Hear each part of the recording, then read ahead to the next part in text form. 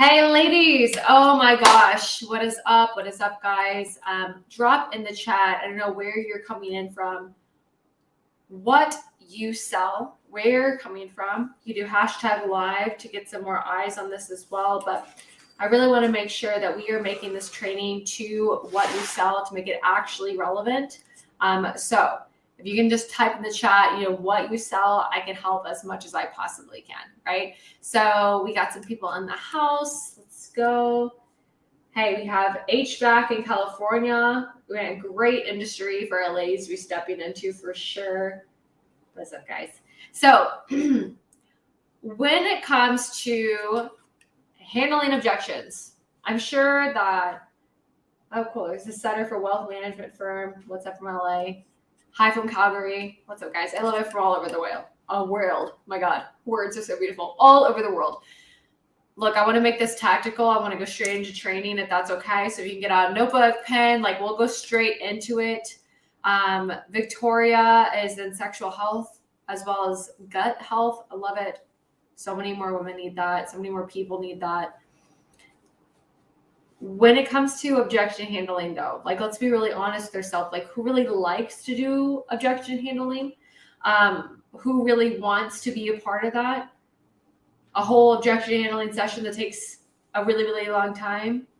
Today I was on a triage call with a potential client, and we start talking, and we role play. And I give her hey, this is really great. I just really need to think about it. Come back at me. Right? And she's like, yeah, no worries. When can I come back at you? And kind of walked away from the sale. And I was like, oh, that's so interesting. How many women, because I used to do this, hear an objection and kind of fold. You hear an objection, you fold. You're like, oh, they need to talk to their husband. They need to think about it, whatever. And then they're like, okay, that's great. And then you walk away. Oh, when can we talk tomorrow? Oh, okay. And then what happens? You start messaging them, you start calling them, you start emailing them, and then you look like a really thirsty person trying to come after someone, and no one likes to chase. No one likes to chase. So what would you be able to do instead? Because it's not going to be having better objection handling tools, even though everyone thinks that's what it is. Do you really think you're going to be able to outsmart somebody by telling them a better objection handling tools, and then all of a sudden you're going to be able to overcome a sale just because you outsmarted this person? Absolutely not. And the sad truth is that so many salespeople are trained to do it this way. So many people in sales were trained consultative selling, which was created in the 70s and 80s. And basically what you did is you came in, you asked a few logical, factual questions about this person. And then if they seemed in alignment with something that you can solve, then you talk about how great your product and service is. It has the best this, the best that. Oh my gosh, you would love this. It has this. And you know what? We've been the best people, #1 rated this way for the past 5 years. And our management is so great. We have great customer service. Oh my gosh, our customer service is unlike any customer service you've ever been a part of. This service is going to be fantastic for you. It's going to be amazing for you. Or maybe you think that you need to be nice, so you're nice the whole time, and you try to build rapport and talking about meaningless nonsense that doesn't help you make a sale. And then you get to the end of the sale, and all of a sudden they're telling you one thing, that they need to do an objection. They need to think about it. They need to talk to a spouse. That's too much money. And you have this list of all this crap that you could possibly say to try to convince them that they're not right, that you're right, and that they should do it, right? Oh, do you see how that possibly could not work? How that possibly could cause you some issues? Yeah.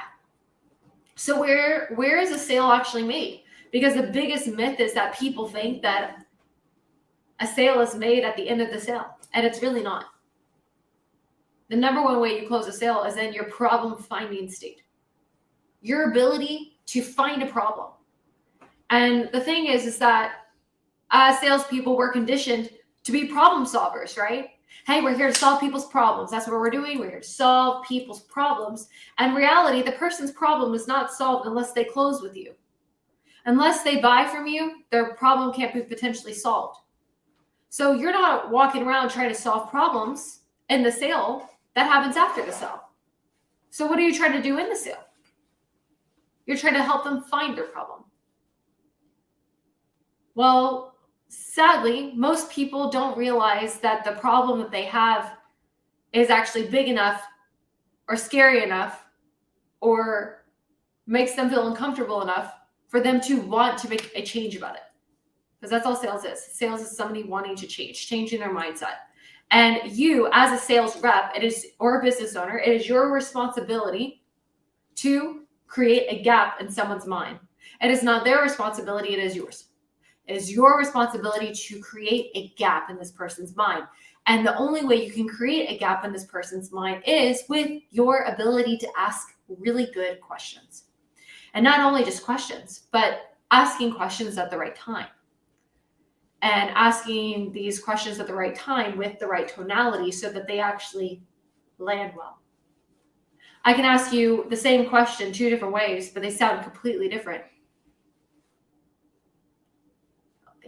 May I ask how that's impacting you? May I ask how that's impacting your kids or impacting your family? Like, how is this affecting you guys? I can ask it that way. Or may I ask Sally, how do you feel like this is really impacting your family? Or, more importantly, it affecting your family, like, how do you think it's impacting you personally? I'm asking the same question, but 2 completely different ways. One, it's landing.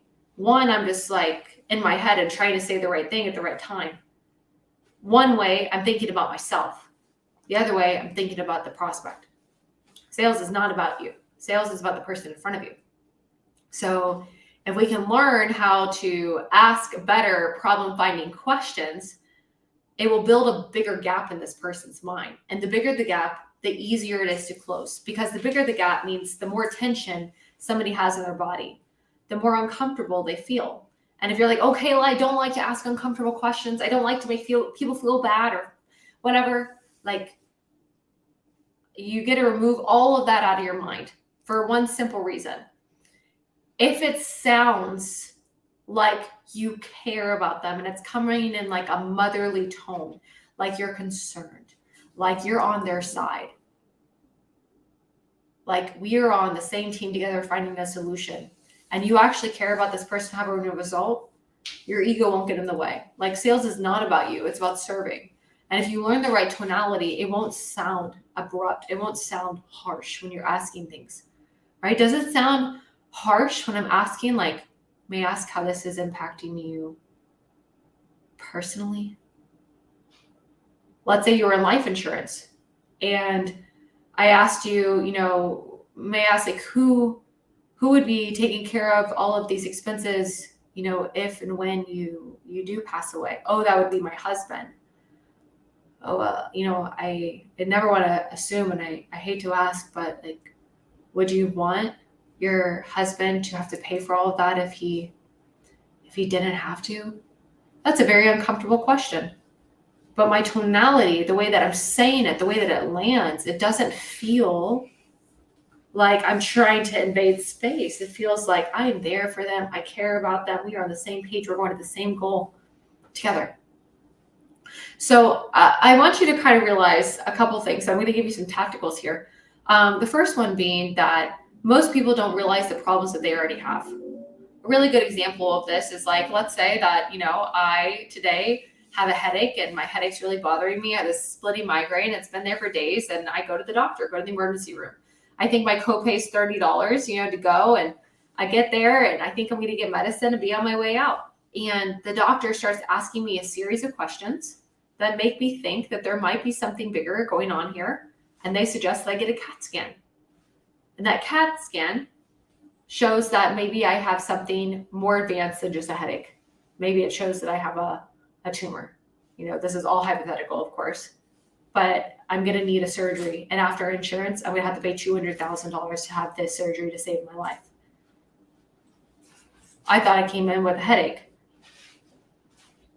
right? So sometimes people don't know the problem they have is actually way bigger than they think it is. And through your ability to ask them questions, they're going to realize that maybe they should do something about this. Maybe they should have this CAT scan. Maybe they should evaluate. Maybe they should take a look, right? So if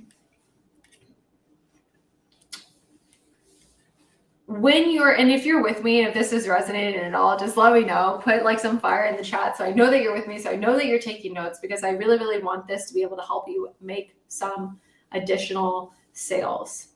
And there's a power of you having early focus and energy on trying to find someone's problem.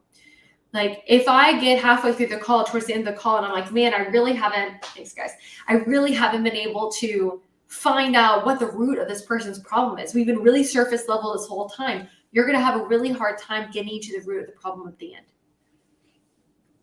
We have to establish some type of safe space and disarm them so that they feel like we're on the same side. They feel like we're on the same team with them, so that when we do ask questions that are a little bit underneath the surface, they feel safe enough to open up to us. Like, hey, like, she cares enough about me in order for me to open up. They care enough about me in order for me to tell them what's really going on. The power of your question is going to result in the power of the answer that you get back. So you need to make sure you're asking very, very direct questions that result to them finding pain, result to them having awareness that the problem even exists. This problem, how long has it been happening, right? Who else is it affecting? With it affecting other people, how does it affect them personally? Like, what's going on? Do they like that this is happening? Right? We're trying to get underneath the surface. So using this strategy, it's going to help you eliminate objections at the end of the call. A good example of this, right, was like today we were doing some role play with some of my clients, and we were talking about having we were talking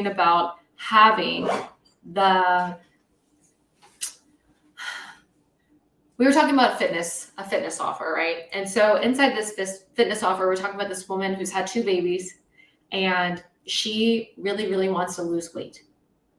And for some reason, like, she hasn't been able to, and it's really bothering her. And through our problem finding questions, we started going a little bit deeper. Like, may I ask, like, do you like how you're feeling right now? No, I don't. And how long have you been feeling this way? Since my second child. It's been about a year. May I ask, Sally, you feeling like this for a year, has that impacted your relationship with your husband at all? That's an uncomfortable question to ask. But I need to know why she's on this call. I need to know where this issue is stemming from and who else it's affecting. She then goes into saying that, yeah, I haven't wanted my husband to really touch me. Wow. Holding space. Giving her ability to feel safe and open up to me. Sally, I can understand how that must be hard on you. I hate to ask, do you feel like you feeling this way and your husband, you not wanting him to touch you? Do you feel like it's putting your marriage in jeopardy? Do you feel like this is sustainable for your relationship? Well, no, I don't. That's why I'm here. So I can do 2 things with this. Number 1, I can pre-frame her for an objection regarding a spouse later on in the call, right? Which I'll show you how to do that. And then number 2, what I can do is make sure that I'm putting together for her and she's putting together that if she doesn't buy today, it's going to affect her relationship with her husband.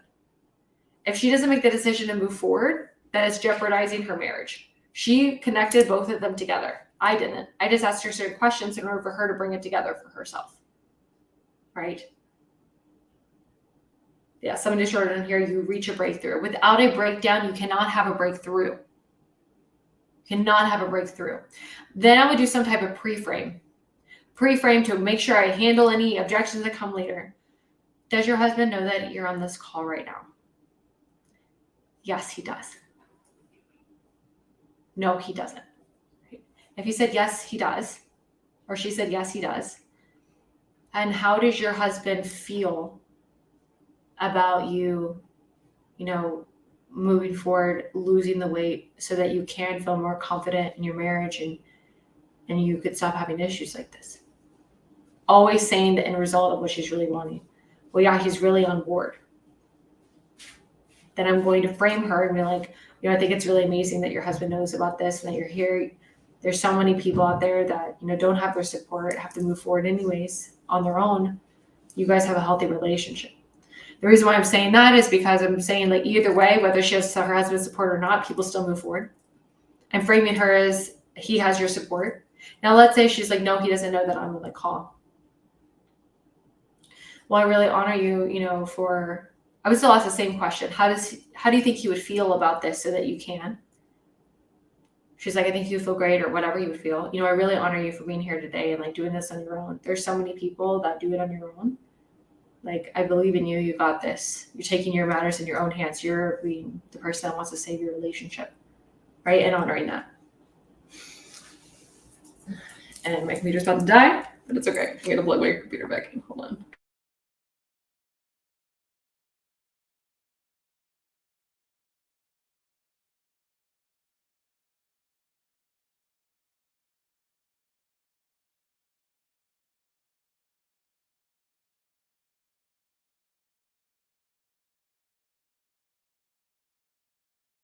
All right, let me know if audio is back on. I think it's good. I unplugged my microphone. I went back to the computer. But either way, I'm going to try to handle a objection from coming later on, right?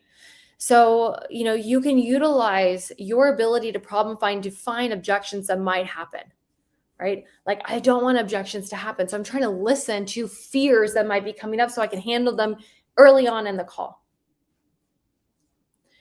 We want to minimize objections as much as we possibly can. The best way we can minimize objections is by having depth. When you find pain, don't avoid it and go to the next subject.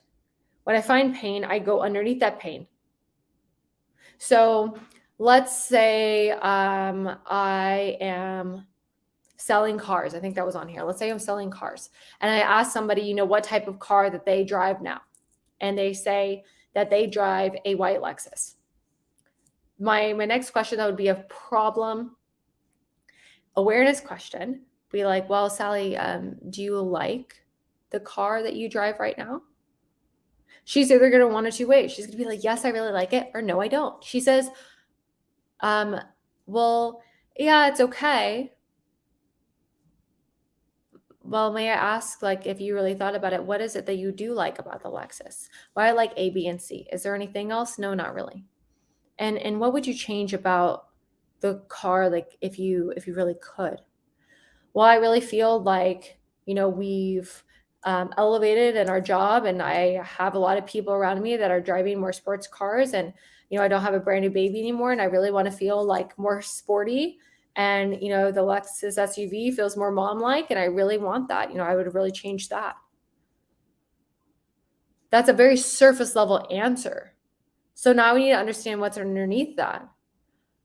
So you driving around the SUV, like, how is that making you feel when you said, or what did you mean by mom-like? Can you elaborate a little bit for me? Getting clarity.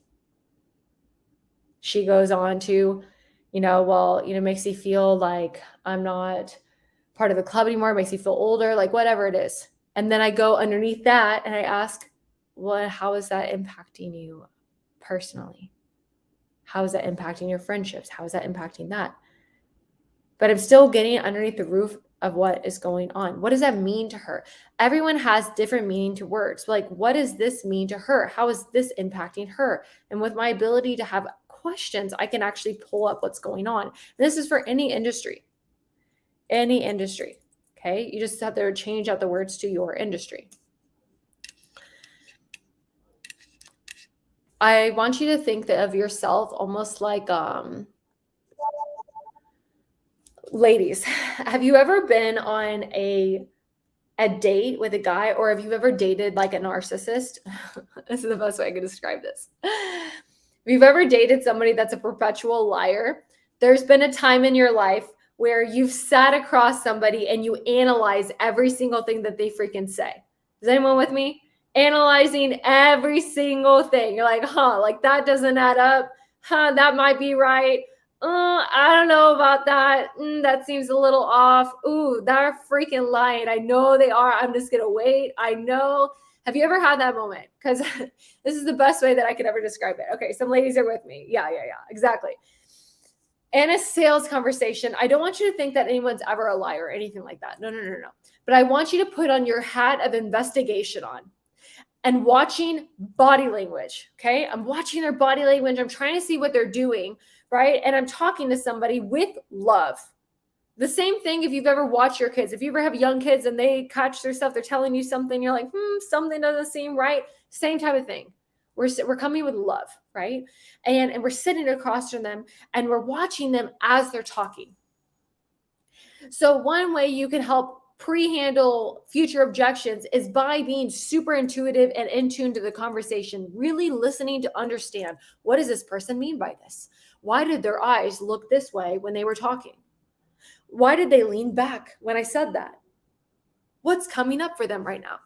All right, if I am in tune, if I am watching what's going on, if I am really being in the moment, I will be able to catch something before it's too late. And then I can be able to pre-handle an objection before it even gets here. If somebody says early in the conversation, like, hey, Kayla, like, I know we haven't even got to it yet. I just really feel like I'm overwhelmed and I'm tired. I don't have a lot of time, to do anything right now. And I'm just like, I'm so tired of it. If she says that when I'm problem finding, do I think that maybe a time objection would come up probably at the end of the sale? Yes. So I have to pre-handle it in my problem finding state here. Sally, when you said time, may I ask, like, how much time do you think that you would need in order to even do something like this? Like, how much time, like, to do it successfully? Just so I can understand your thought process.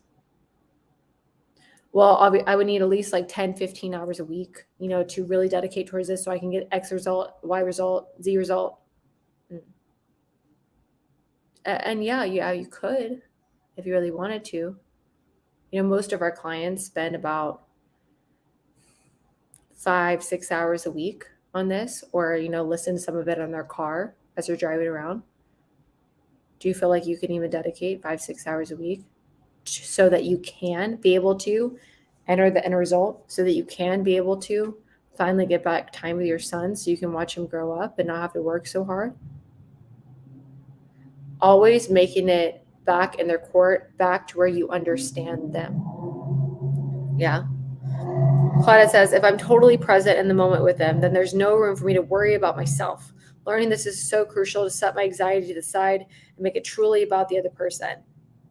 I'm completely with you. If you ever feel an anxiety in this moment when you're holding space for someone else, it's because you're thinking about you and not focused on the prospect. Your goal of being in a problem finding state is for you to understand what's underneath the surface, for you to care enough to go underneath the surface, for you to find the root of the problem, for them to realize that this is way bigger than what they even thought it was. Hey, you're having a problem selling, right? You having a problem selling, you having a problem closing deals, like, when you say that, how much money are you actually losing? What's a commission worth to you? If one deal costs $1,000 for you and you're losing about 3 to 4 a week, that adds up quick. 4 times 4, right? Is that 16? Oh my God, my brain. $16,000. Let's say you were just losing one sale a week, $4,000 a month, right? Over 6 months. Like, money adds up. You losing all those sales, how is that impacting your family right now? And you working really hard and taking all that time, how is that impacting your kids or impacting your relationship, impacting your health? Do you like that you're going through that right now? How is that really affecting you personally? How is that affecting your kids? How is that affecting your relationship. Your goal here is to make it personal. People buy with what? Emotions or logic? Emotions.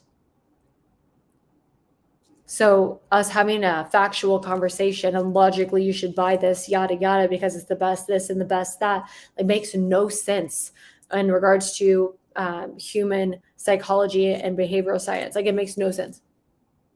You allowing somebody to tap into their emotional state is everything. Someone just asked me about talking low. When you said lower your tone in sales, isn't it the same thing as talking low? Sometimes talking low, and sometimes I go into a whisper, like a whisper.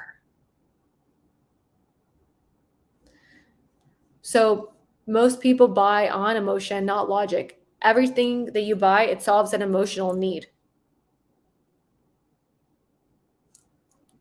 It solves an emotional need. So what emotional need is it solving? Think about it. Everything you buy, it solves some type of emotional need.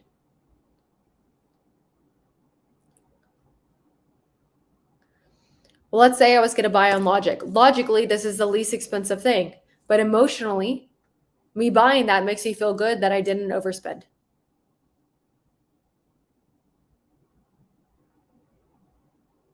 Right? And if something's true, it always has to be true. So if we say that someone has no feelings, they must always have no feelings, which is not true. So it can't be the truth. Truth can't be one-sided. I mean, truth is one-sided. It's always the truth. This is always going to be my hand. It can't sometimes be my hand, right?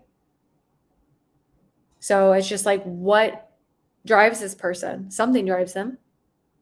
There's not a human alive that doesn't have emotions unless they have, some psychological disorder where they don't have them. Right? So it's just like, how can we find them? How can we care enough to find them? Last thing here is, let me see. Last thing here is, you having your ability. What is selling a product that helps with saving them money, but no other reason? Saving money is helping with emotions. Yeah. And if you're dealing with a difficult customer, like, don't waste your time. It's not worth it. It's not worth your time or your energy or anything else. You got to honor your boundaries of what you will allow yourself to do. Right? So the last thing here is that when you are asking these problem finding questions, please try not to sound like a robot. Let's say you have a bunch of problem finding questions and you're like, well, how is that affecting you? Okay. And how does that bother you? Oh, how does that bother your kids? Oh, and you sound like you're doing question after question after question. It just sounds like you're a robot. Like, it's not going to work. Your tonality, your ability to pause, your ability to use verbal cues in between questions. How is that? And like, do you like that you're going through this right now? Well, what don't you like about that? And what do you mean when you said that? Can you elaborate a little bit for me? Okay. Do you feel like that's impacting the business at all? In what way? And affecting the business. Do you feel like it impacts you? I don't know. Personally, using your tone, it's going to make it sound so much smoother. It's going to help them open up. What's up, guys? So if you are, I know that we had, early bird access to 3.0, and we've been doing some just like 15-minute calls where we are going through and we are like evaluating your role play. So you role play with us. So you role play a little bit with us. We give you some feedback on how you're overcoming objections. And then from there, if it even seems like we can even help you, we'll talk about what next steps would be at that point. I put that link in there. If anyone else wants to do that, just DM me on Instagram and say like, hey, like, I want to role play with you guys, and we'll get on a 15-minute call and do that. But I honor every one of you for showing up for yourself. Like, you showing up, learning tells me a lot about you. There's so many people that are unwilling to get out of their comfort zone, to learn, to grow, to take notes, to ask questions. Like, it changes everything when you show up for you. Like, no one's going to show up for you except for you. And when you realize that you're the one person that you need, you're the one person that can do it all, like it's going to be really incredible how much you can trust yourself. So yeah, it's a 15-minute call. Hop on there, role play a little bit with us. If it seems like we can even help you, we'll talk about what it looks like to be in one of our advanced sales training programs to see if it's even, helpful for you at the moment. Please be in a sales role. If you don't have a sales role, we're happy to help you find one.